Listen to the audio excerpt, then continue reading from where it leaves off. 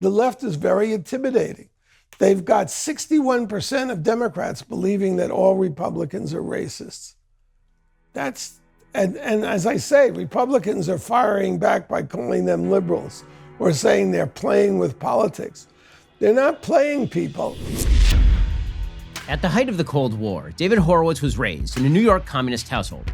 At Berkeley, he led activism for socialist revolution in the country, and then advanced as a prolific author for the radical left in the 1960s and 70s. He was editor of Rampart, the leading magazine for the New Left. He befriended Huey Newton and raised money for the Black Panther Party. His second book became a widespread handbook for the growing anti-Vietnam War movement of the 1960s. And then, after 10 years away from political discourse, David announced he was supporting Ronald Reagan for president, and he was leaving the left. We'll get into what he witnessed that drove him away from politics for a decade, and how he reemerged on the other side of the aisle. David's career, originally celebrated by intellectuals, disappeared from the cultural establishment almost overnight.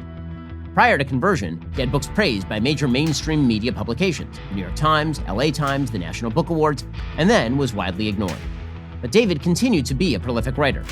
He used the anti-American beliefs and experiences from his early life to expose the damage to American society from the left. In this episode, David tells us about his avocation to fight fire with fire when it comes to leftists. If the left makes politics about rising to higher purpose with social political activism, the right will never win unless we fight that same way. And we discuss his latest book, The Enemy Within: How a Totalitarian Movement is Destroying America, where David lays out how the Democrat Party's actions have pushed us to the brink of a one-party state.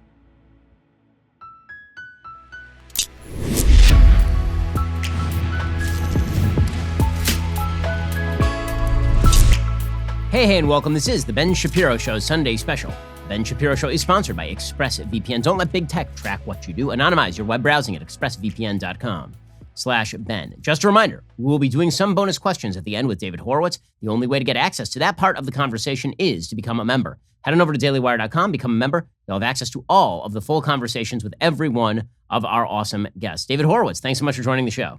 Thanks for having me, Ben. It's actually an honor to be on with such a warrior for our country, which is under attack from within.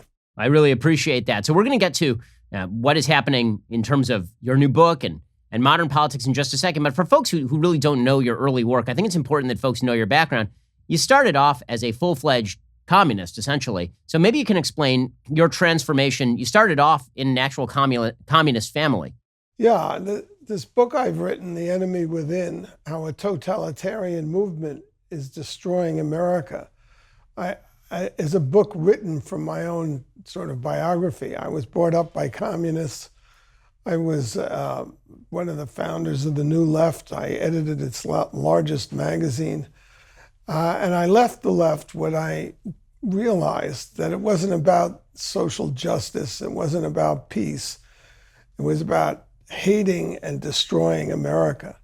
And this was brought home to me when the left got its greatest victory, which was to drive America out of Vietnam. When the communists came in, they proceeded to slaughter 2.5 million Indo-Chinese peasants. And there was not one single demonstration by the so-called anti-war movement. And I knew then that my leftist friends didn't give a damn about the Vietnamese. It's just the way they don't care about black people or any minorities.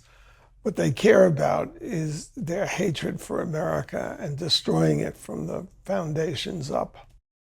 So as you've talked about growing up in a communist family, you see a lot of people now, young people, who are resonating to the messages of Karl Marx and of socialism and communism. What is the appeal? I don't think it's predominantly an economic appeal as much as it is sort of an almost spiritual appeal.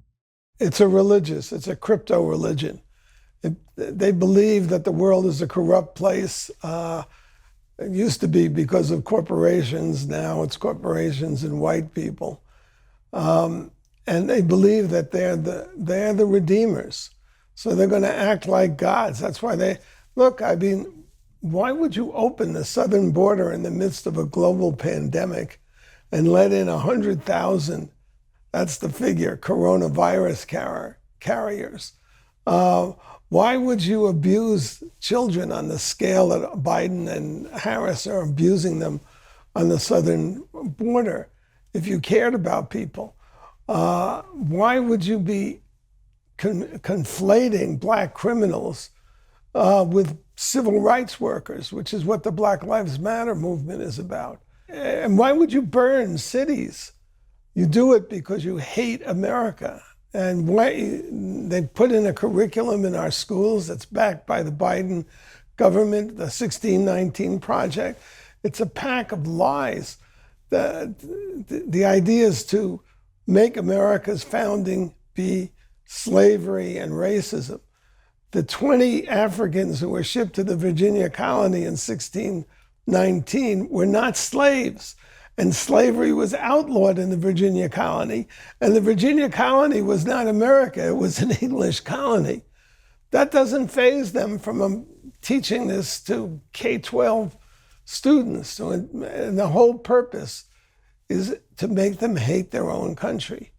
David, one of the things that's really interesting sort of about your life and career is that you seem to have moved in precisely the opposite direction that the country has moved. So you started off as a communist when you were very young, and you moved through the New Left. You edited Ramparts magazine, and now you're a member of the right. The country as a whole started off as a conservative country in the time that you were growing up. It was a country that very much opposed this sort of fringe communist radical movement. And now, as you mentioned, this has become the mainstream in the United States. The counterculture is now the culture, and the culture is now the counterculture. How is it that the arguments that you were making when you were young and that you grew out of and realized were wrong, how have they gained such unbelievable cultural purchase? First of all, let me say, if you're being attacked by Marxists, they always say you're selling out if you move to the right.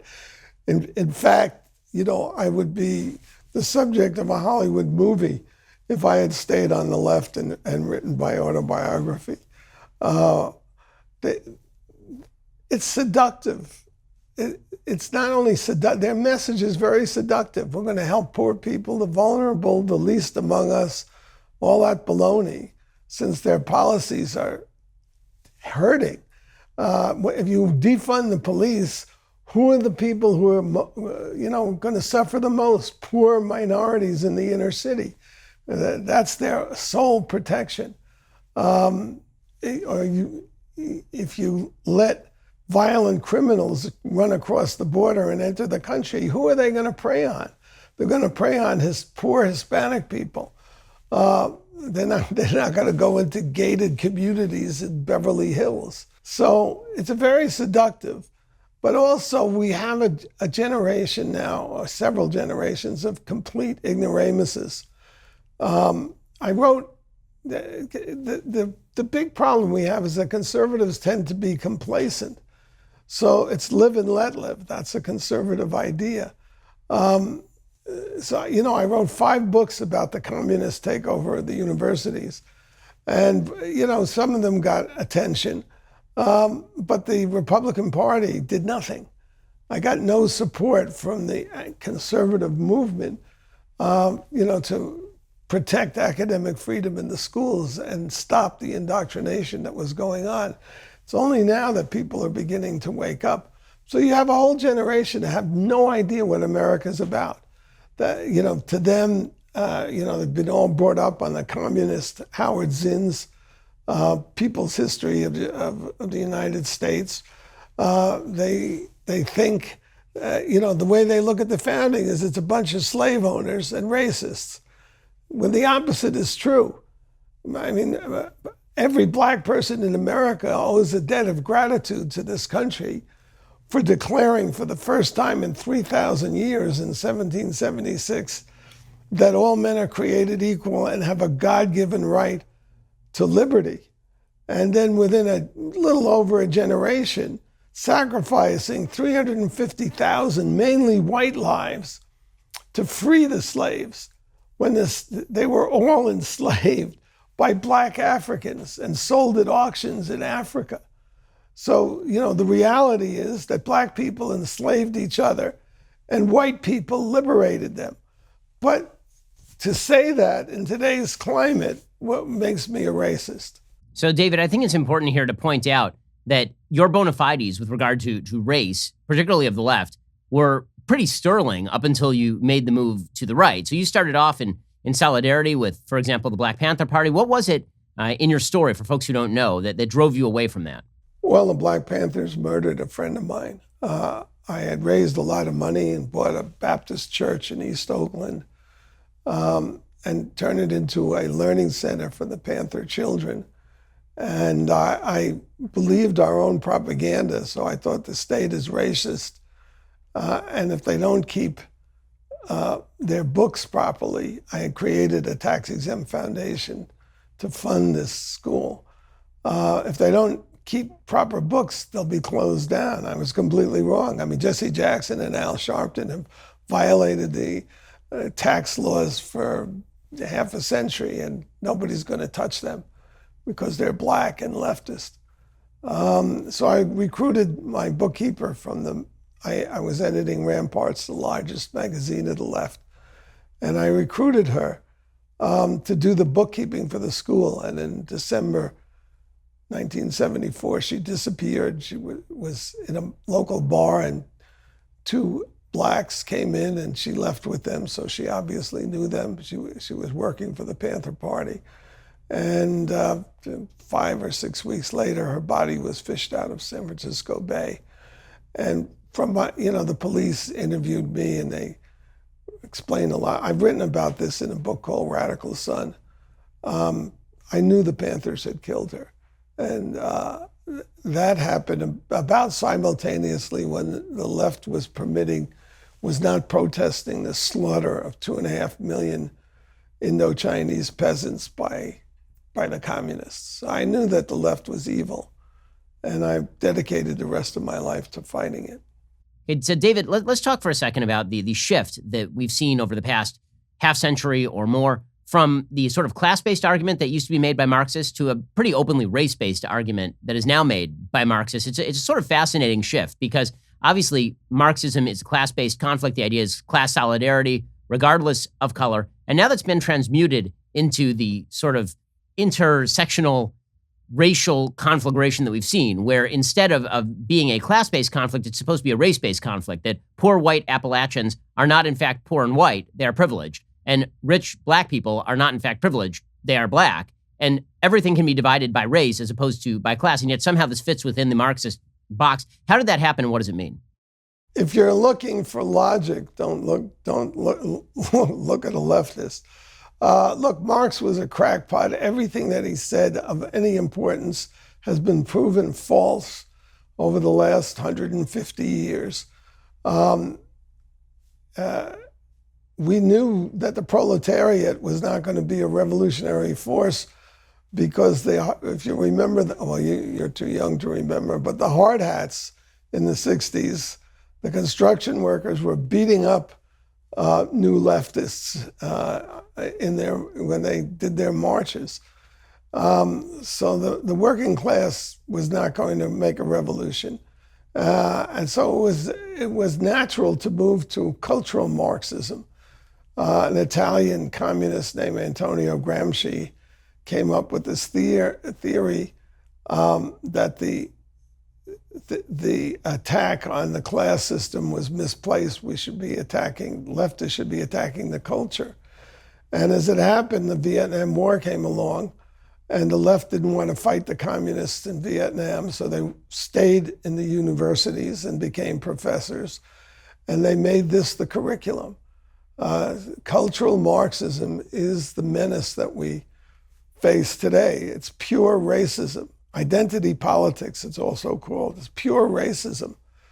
Black people good, white people bad. But of course, it's not all black people that are good. If they're conservatives, then they're race traitors. But, today's generations don't have the basic knowledge. For example, when I came out of the left, we had been attacking America. And when I saw how evil the left was, I took a second look at America. It was an ingenious political system they created of checks and balances. And what I describe in my new book, The Enemy Within, is how the Democrat Party, you look at the Democrat Party over the last decade, they are systematically destroying the American political system. The system of checks and balances. If you pack the Supreme Court, you eliminate the independent judiciary, and legislators not only appoint the Supreme Court justices, but they get to make any law they want, unconstitutional or not. They've attacked the voter ID. This is racist. The Democrats claim that poor black people are too stupid to get a photo ID.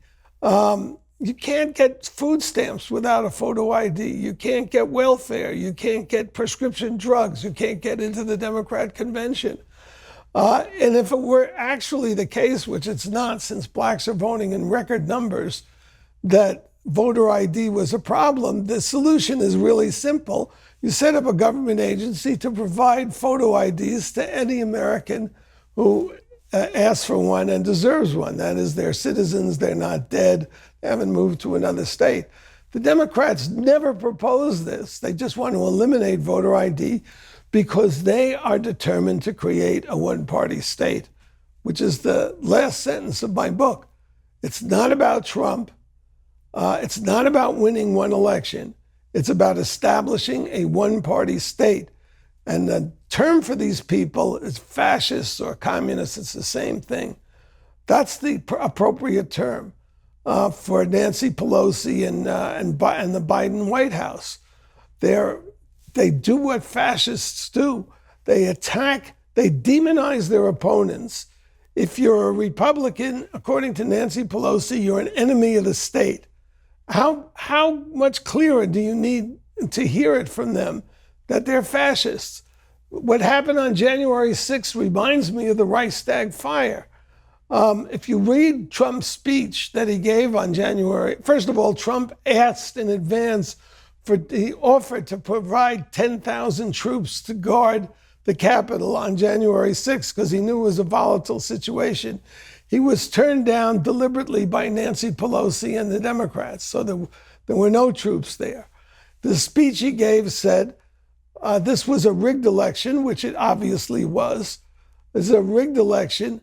We need to challenge it. And we have these weak Republicans who won't have the cojones to challenge it. So you got to go there and stiffen their spines. And do it peacefully, he said, and patriotically. And if you fail, what do you have to do? You must go home. This is what he said. You must go home and work to primary the weak Republicans in the next election. You couldn't have a clearer Democratic voice with a small d.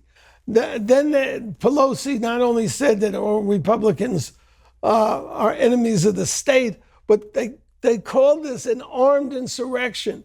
They arrested something like 300 people, no arms, not one arm was found. It was what the Democrats have been calling a peaceful protest, rowdy, but basically peaceful. They didn't destroy a lot. The legal charges against them are trespassing, and they're still in jail. 5 months later, they're still in jail, held without parole or whatever you call it, without bail, because the Democrats have this myth of an armed insurrection that they want to use to create a one-party state, to so demonize the opposition. They called for the expulsion of Senators Hawley and Cruz for questioning the election. The Democrats have questioned every Republican victory in the national election since 1980, including they have never accepted as legitimate the Trump presidency. So they're hypocrites, they're liars, but the most important thing is that they're fascists.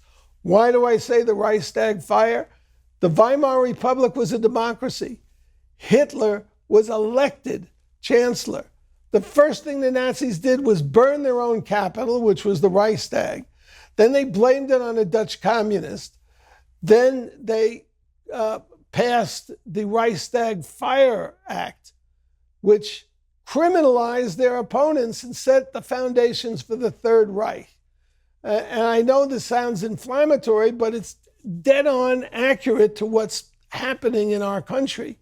If you look now, the Jews are under attack from Palestinian Nazis who openly call for the genocide of the Jews, the destruction of Israel, and making it Jew-free, Judenrein, which is what the Nazis called it. And you have in Chicago yesterday demonstrations from these Nazi leftists. We have to start calling things by their right names. The Democrats call Republicans enemies of the state, armed insurrectionists, traitors, white supremacists, racists. And the McCarthy Republicans are calling them liberals. You can't win that battle. As long as we don't use the proper language, we're not going to be winning this battle. And our country is at stake. It's fast going. It's eroding as we speak. So, David, I want to get into a little bit of the detail of what you talked about there on January 6th and some of the details that you mentioned about the election. So you suggested that the election is rigged. I just wanted to dig a little deeper there as to what you mean by that. So I don't see the evidence that fraud and irregularity are responsible for the vote outcome. I've said that the election was rigged by the media, that the media have obscured every single fact in that election cycle, that the media blacked out all coverage of Hunter Biden for the last month of the election. They lied openly about what was going on with COVID. They suggested that Andrew Cuomo knew what he was doing, but Trump was somehow at fault for the vast wave of COVID. They suggested that Trump was a vicious racist who was about to establish a tyrannical government despite no evidence that tyranny was on the way. They suggested that he was a Russian cat's paw, that basically, if you're talking about the sort of informal rigging of an election, the media are the political communications arm of the Democratic Party at this point, and that's enough to twist an election. When you say rig the election, what exactly do you mean? Well, in my book, The Enemy Within, I describe what happened. In July of 2020, about, what is that, 6 or 7 months out from the election, the Democrats sent 600 lawyers and 10,000 volunteers into the 50 states to change the election laws so that it would, to benefit themselves. And what they did was unconstitutional. For example, in Pennsylvania, well, first of all, the Constitution says the election laws are set up by each individual state. It's a brilliant idea. It decentralizes the power. So the 50 state legislatures are supposed to set the rules. In Pennsylvania, for example, they changed the law so that the Supreme Court, which was run by the Democrats of Pennsylvania, they made the election laws. And they did it in a way that biased that. There's about 1,004,400,000 votes that were illegally cast because they were cast in contravention of the existing rules, but with the new rules set up by the Democrat Supreme Court. Here's the thing. Nobody actually knows. I don't claim that the election was decided by fraud. I claim that there was massive fraud committed during the election. We cannot say for certain, and certainly the Democrats, when they accuse anybody who questions the election of treason, are talking through their hats, because there has been no audit, none, of the election result. And that's because of the war the Democrats have conducted against every effort to actually recount the votes and look at what actually happened. Trump got 10 million more votes than he got the first time, despite all the slander of the media. Biden couldn't hold a demonstrating campaign from his basement. He's an advanced case of Alzheimer's. Everybody knows it. He's being manipulated as president by somebody. He has to ask permission to answer reporters' questions. Come on.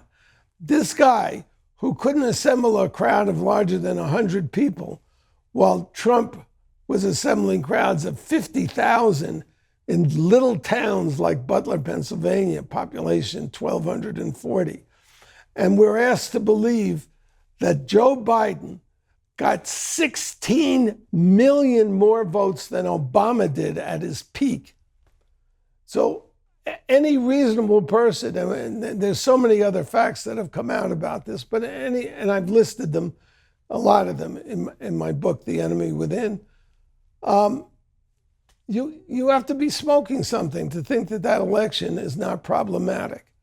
And basically, that's what Republicans are saying. That is, Trump, as he should, as a leader, as the person who was probably deprived, let me put it that way, of the presidency, but certainly the subject of massive irregularities. He has every right to claim that it was fraudulent, but it's a claim.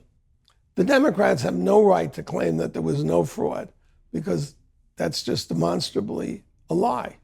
So, David, when you talked about January 6th, obviously the response by the Democrats to January 6th, from my view, regardless of what you think of January 6th, and I thought that it was a horrible sight to see people invading the Capitol. I thought that the language of insurrection was a bizarre use of the term, considering that there was no institutional support for anything that was done there. In fact, the election was certified later that day by the same Republicans who are supposedly aiding in the insurrection. Cruz and Hawley voted to certify the election that same day. Putting aside January 6th for a second, the authoritarian left's move against freedom of speech in the aftermath of that is the thing that alarms me significantly more than 200, 300 misguided people invading the Capitol in defiance of what Trump actually said. The fact is that they knocked Parler offline. They decided that they were going to start in the media openly militating for Fox News to be removed from the air. They started suggesting that advertisers needed to pull from every single conservative-oriented show. And then they started pushing forward with things like H.R. 1, which is that actually is an attempt to rig elections by federalizing all election procedures up to and including ballot harvesting. They want to legislate what they actually did in this last election. To federalize it is a tremendous blow at the structure of our country, which is a federalist country. We have 50 states making election laws. So if you have 1 or 2 or 3 corrupt states, you still have an election that's got integrity mainly. But if you put it all in Washington and you put it in the hands of the Democrats, forget it. But they've been waging a war against the First Amendment, since Trump's nomination, actually before that, but certainly since Trump's nomination. Look, to go back to where it really started, they called Bush Hitler. You can't, in a democracy, if you demonize your opponents, if you call them Hitlerites, it's the end. You can't have a dialogue. They boycotted the Trump presidency. They called him a white supremacist. Trump was known to every American practically for 30 years. Nobody ever, before he ran against a Democrat, nobody ever introduced him as, here's Donald Trump, host of The Apprentice and a white supremacist. That is to demonize and silence all the opposition. That's not democratic. And it's like I said, it's systematic. The Electoral College is the same thing. The voter ID, the packing of the Supreme Court. They want to abolish the Senate.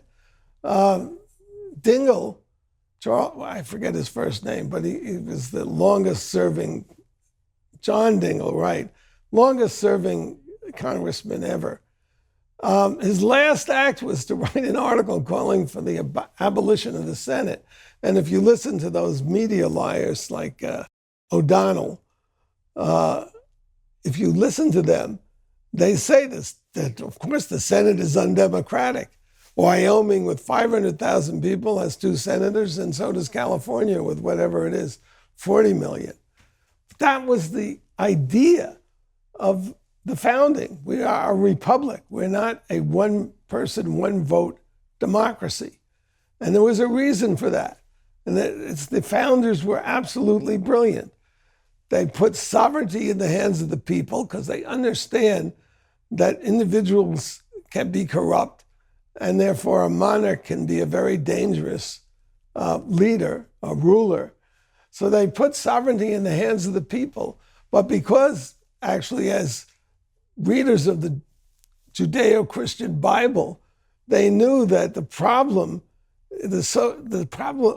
source of all social problems is not race, it's not gender, it's us, it's individuals. People are corrupt. Therefore, you have to put a check on, Hitler was elected, people. The founders understood the danger of pure democracy. So they put in this system of checks and balances, which kids are not being taught anymore. They're just being taught about imaginary white racism in school and gender fluidity. That's the curriculum now in our schools. But the founders understood the basic problem is individuals. And it's mind-boggling to me because now we have all these television programs, about murders on almost every channel. And you see how horrible people are. That's the problem. How do you control that? And the Democrats are dismantling and dedicated to dismantling the system that has worked, for 240 years or whatever, however long we've been here. So let's talk about the Democratic Party. So it used to be that the Democratic Party was the party of Harry Truman or the party of Scoop Jackson, or more recently, the party of Joe Lieberman to a certain extent. And now they seem to have completely lost their moorings. Nancy Pelosi, who was a fringe left-wing figure, is now the Speaker of the House. Chuck Schumer, who was a fringe left-wing figure, is now the Senate Majority Leader. And Joe Biden, who is basically just an empty suit at this point. I mean, they're just wheeling him around, is supposedly running the show. But it's fairly obvious that the Democratic Party has become extraordinarily radical. The radicals from the 1960s entered all the halls of power. So what happened to the Democratic Party? Yeah, Kamala Harris grew up in a family of Marxists. Bernie Sanders is a lifelong supporter of communist atrocities. Is the head of the Budget Committee. We could go on and on.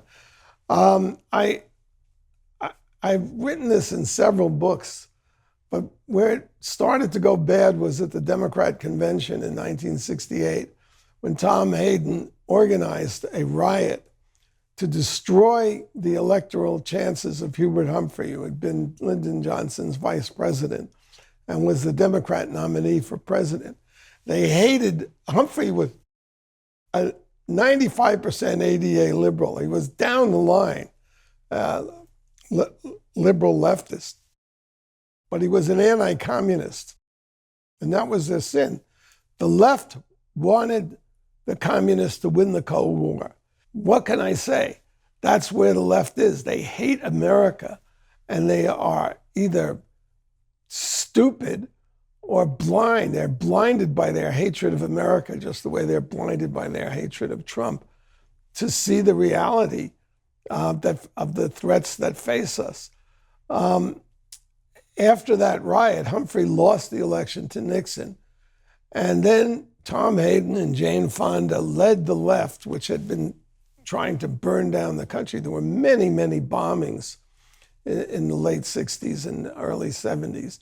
They led these leftists who were trying to destroy the country into the Democrat Party during the McGovern campaign, because McGovern had started with the pro-communist Henry Wallace. That's where he started his political career. And the theme of his campaign was America come home, like we were the problem, instead of the solution. And they created these leftist caucuses, the Black Caucus, which is a Farrakhanite racist caucus now. James Clyburn, who made single-handedly almost Biden the nominee, is a Farrakhan lover, the most notorious racist, anti-Semite, anti-gay bigot in the country, Louis Farrakhan, who from Tehran has chanted death to America. Clyburn is an admirer of his. So over the next 50 years, the left infiltrated the Democrat Party, and they were helped by their control of the universities, which has been now 30 years, and turning it into a Marxist training camp. Our premier universities, Harvard, Yale, etc., Princeton, whatever. They infiltrated the Democrat Party and changed it. And their success came with the election of Barack Obama, who has the same background I do. He was raised by communists.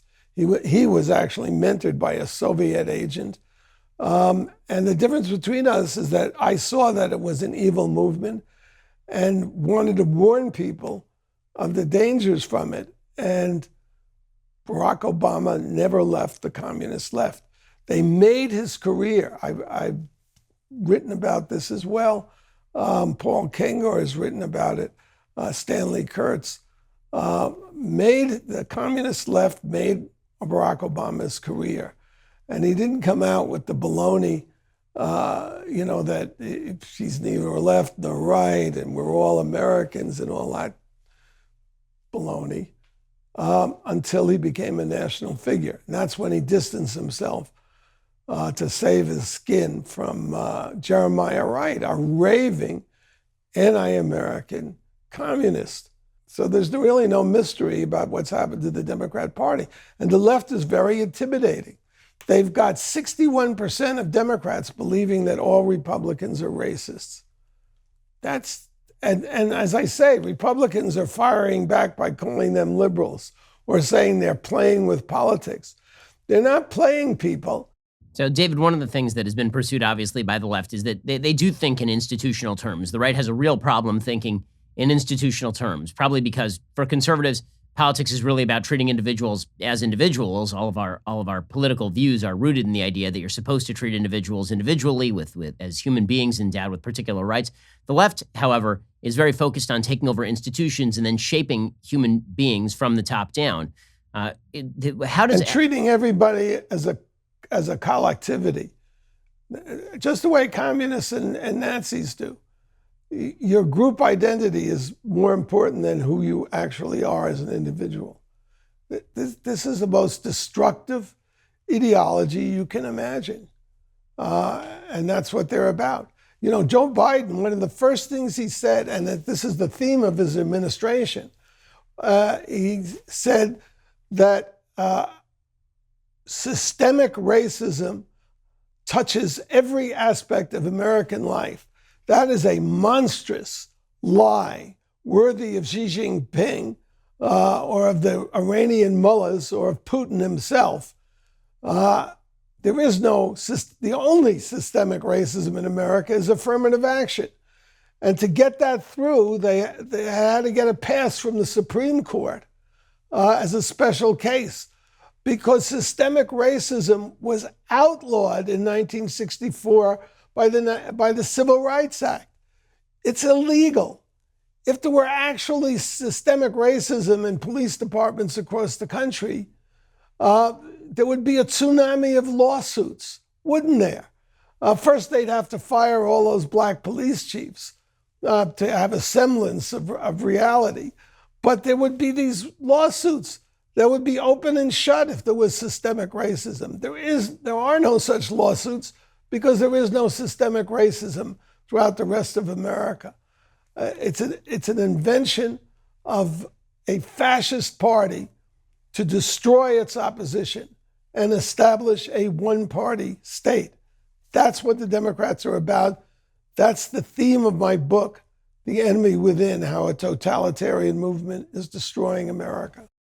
How do you think that the right fights back against this? Because again, it's not just from government. It's in academia. It's in the corporations. I mean, I think that the right thought for decades that the corporate world was going to be free market oriented, and it turns out that now the corporate world is indoctrinating its own employees in the same sort of critical race theory that the universities were indoctrinating their students with in the late 1980s, early 1990s. Yeah, because people respond to demonization and pressure. They head for the tall grass. CEOs of corporations don't want to lose customers. They're not brave people. It's an extortion racket. When I came into the right 40 years ago, the first thing I looked around and said was, where's the ground army? My ex-comrades on the left have hundreds, if not thousands, of organizations whose business is threatening politicians and corporations, intimidating them. Jackson and Sharpton made careers out of racial extortion. You go to a beer company and say, give us $10 million or we're going to call you racist and boycott you. And that was told to me by a witness of that happening, Bob Beckel. Not that he will say it publicly. Where are the conservative organizations, grassroots? Well, Donald Trump has given the conservative movement and the country a great gift because he has created the first mass conservative movement in our history. It's clearly numbered in the millions, but if you just think of the hundreds of thousands of people who turned out for his campaign rallies, that's the basic army that can save our country. Conservatives need to get in the face of these teachers. Look what the teacher unions have done. They've damaged the lives of millions of K-12 kids because they don't want to teach. They just want to collect their paychecks. You've got to go in the face of the teachers, of the principals, of the school boards.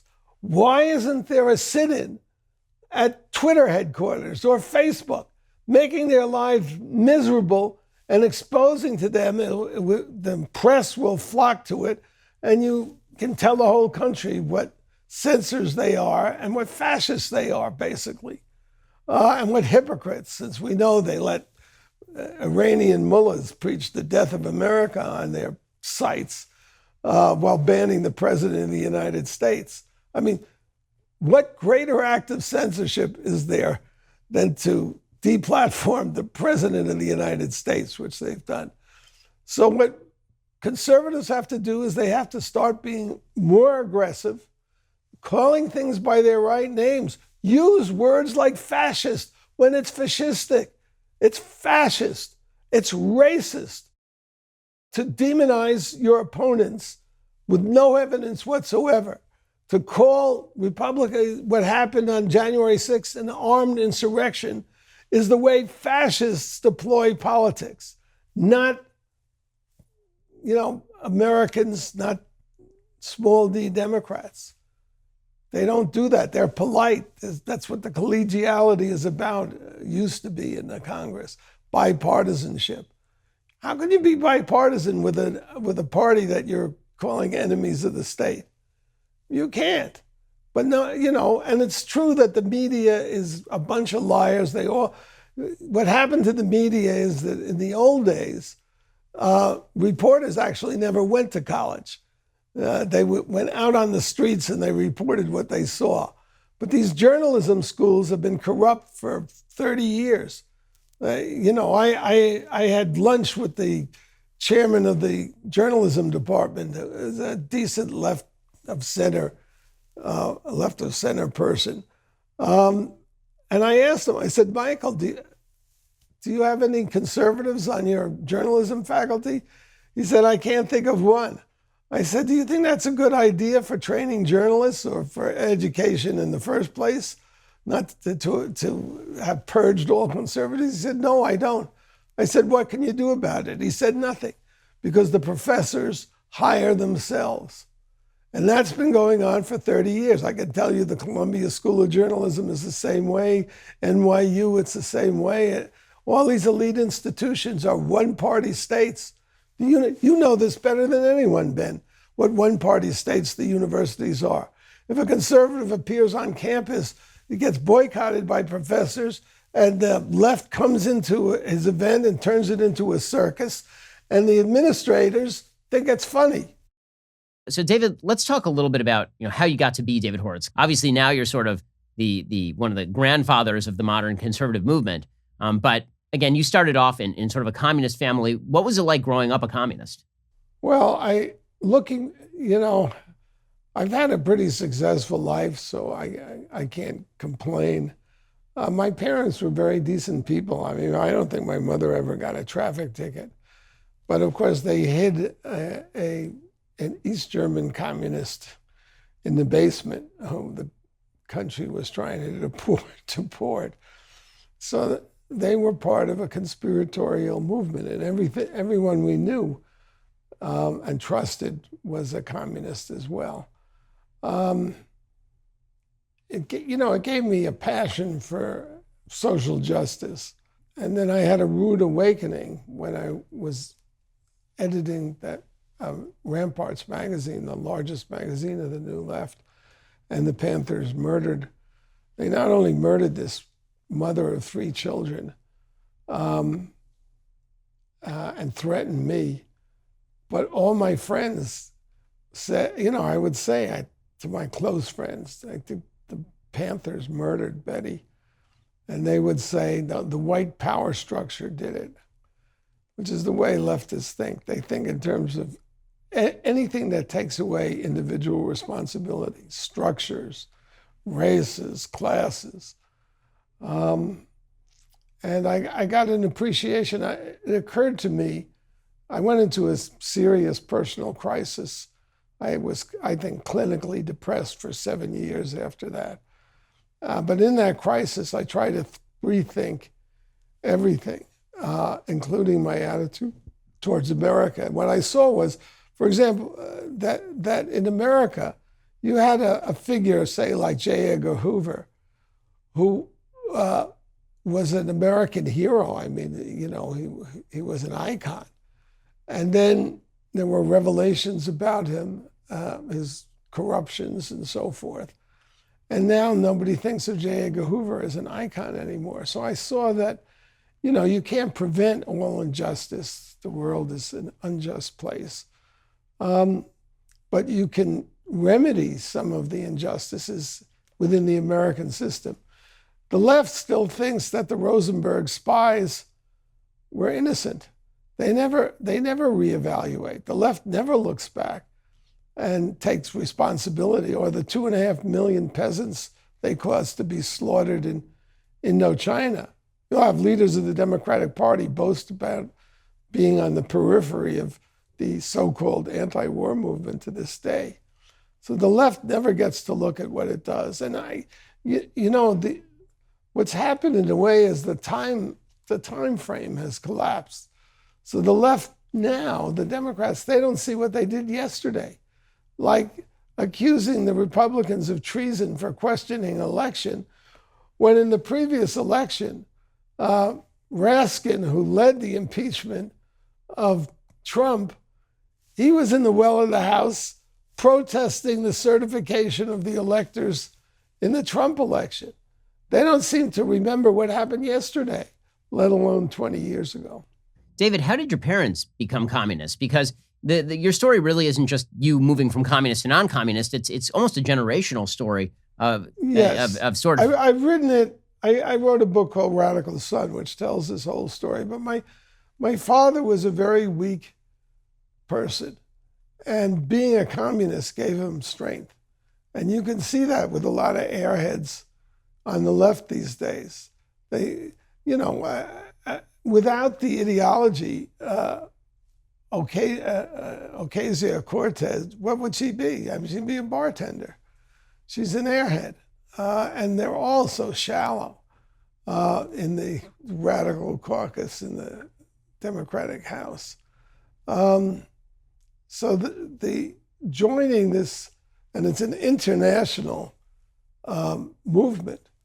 All over the world, there are totalitarians posing as communists or fascists or Islamic Nazis. And they get a lot of power by doing it. They think they're changing. You hear them say all the time they're on the right side of history. History doesn't have a side. The 20th century is probably one of the worst centuries on record in terms of human atrocities. It's not like there's a progression. They love this phrase that the arc of the universe is bent towards justice. No, it's not. It's not bent in any way that human beings can relate to. It is. So they get pumped up. I call it, they get intoxicated. And it's all in Genesis. We think Adam and Eve were given paradise. It was better than the Green New Deal. You didn't die. You didn't have pain in childbirth. You didn't have to work. The fruit fell from the trees.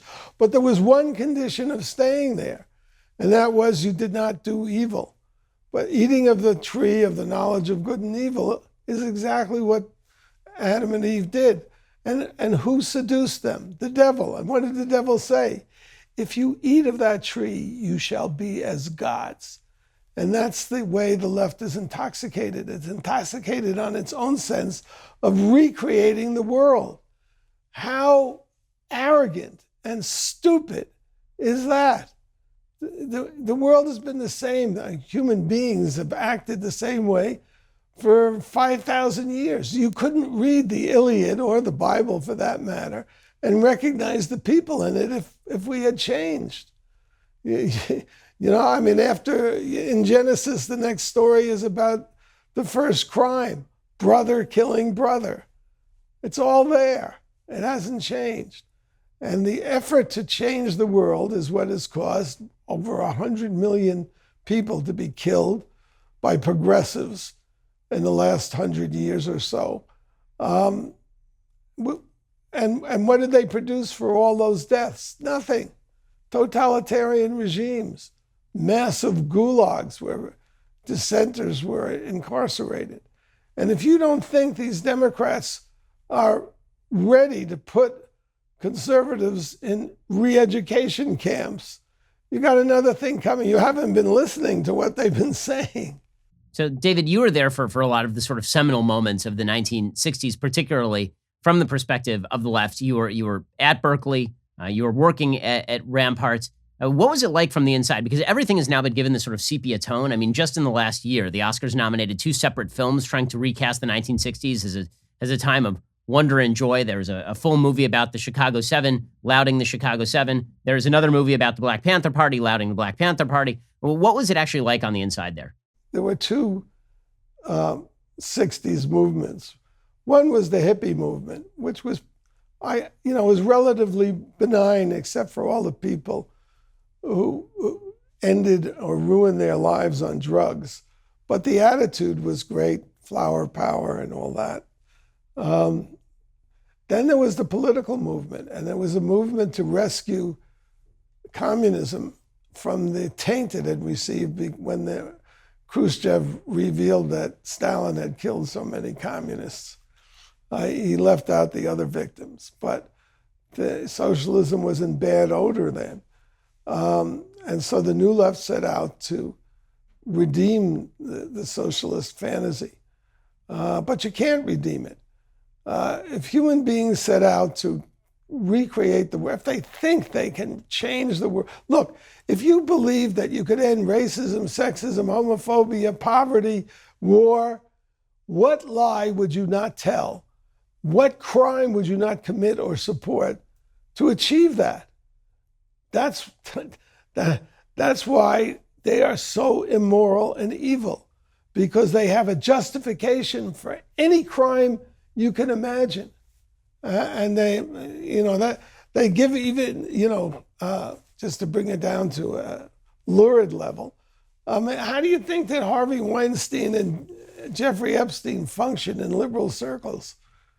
It's because they don't give a damn about human beings. They think they do. It's all in their heads. Why would you defund the police, who are the only protection that inner city minorities have? Why would you open the southern border and let in all the coronavirus carriers and the criminals and the drug traffickers and the sex traffickers and the child abusers? Why would you do that? Because you have this fantasy that the reason we have borders is because we're racists, and we can create a new world if we end our racism. It's stupefying even to try to repeat what they think. So, David, in just 1 second, I want to ask what sort of blowback you received when you made the transition to the right. 2 things. One is I lost every friend that I had in life from the time I was a kid. Every last one turned against me because they don't have these human connections. I just lost a friend of 70 years, Ron Radosh, who wants to sick the IRS on me. Why? Because I questioned the election result. 70-year friendship thrown out over a political idea. That's what totalitarians do. That's what they are. The ideas are more important than the human relationships.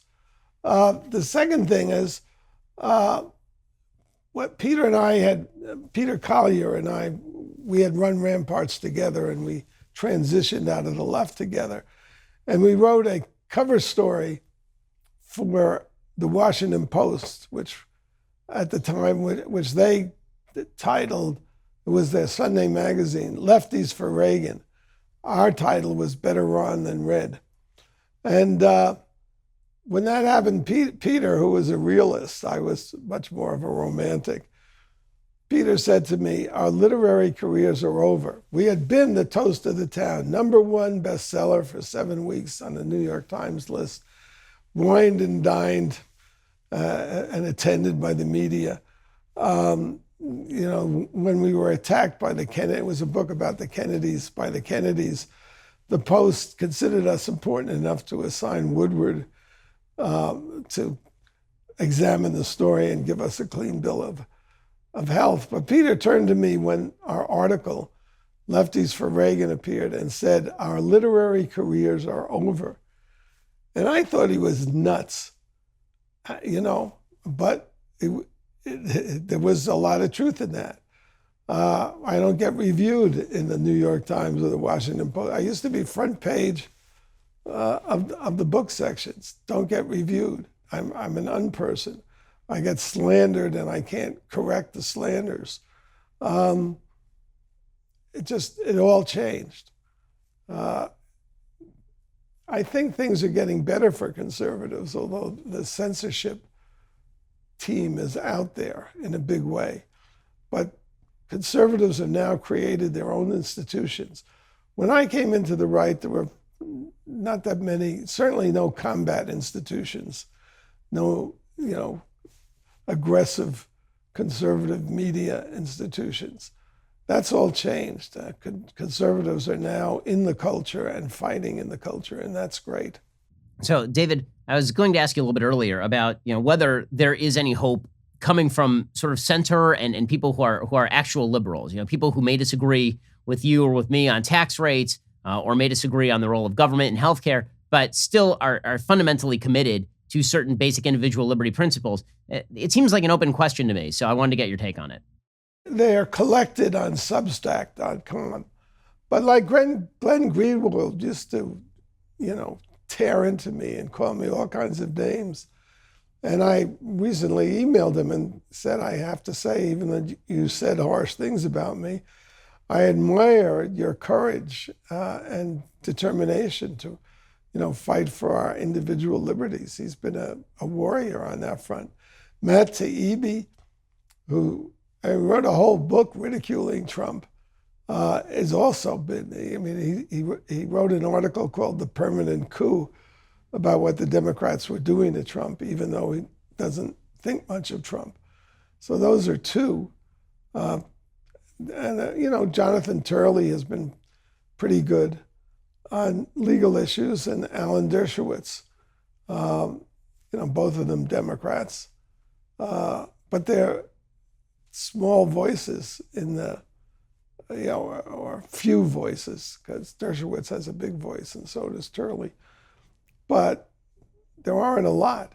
It's very disappointing. I think that, if you're thinking of elected officials, most of them are intimidated.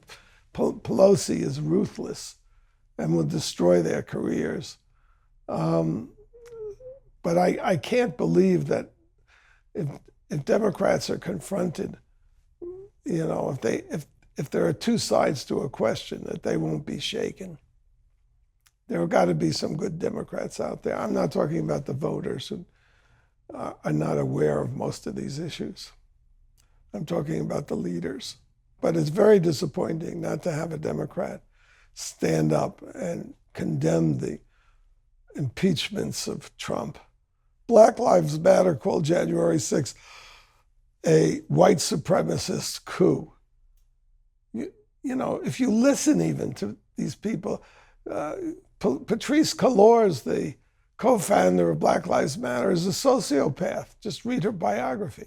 She's a sociopath and a racist, and a defender of criminals. They lie about it, but you don't have to actually do a lot of research. You just look what happened in Ohio when that cop saved the life of a black teen who was in the process of being stabbed to death by another black who said, I'm going to effing stab you to death.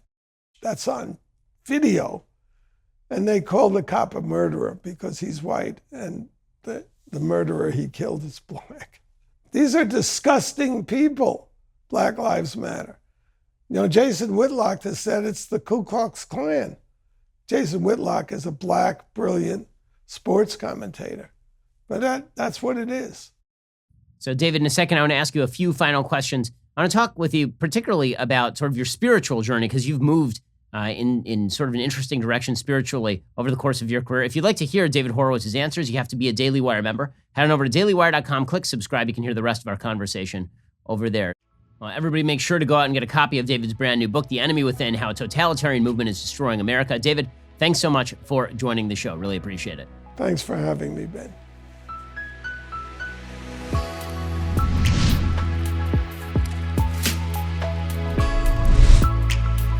The Ben Shapiro Show Sunday Special is produced by Mathis Glover. Executive producer Jeremy Boring. Our technical director is Austin Stevens, and our assistant director is Pavel Wydowski. Our guests are booked by Caitlin Maynard. Editing is by Jim Nickel. Audio is mixed by Mike Coromina. Hair and makeup is by Fabiola Cristina. Title graphics are by Cynthia Angulo. The Ben Shapiro Show Sunday Special is a Daily Wire production. Copyright Daily Wire 2021.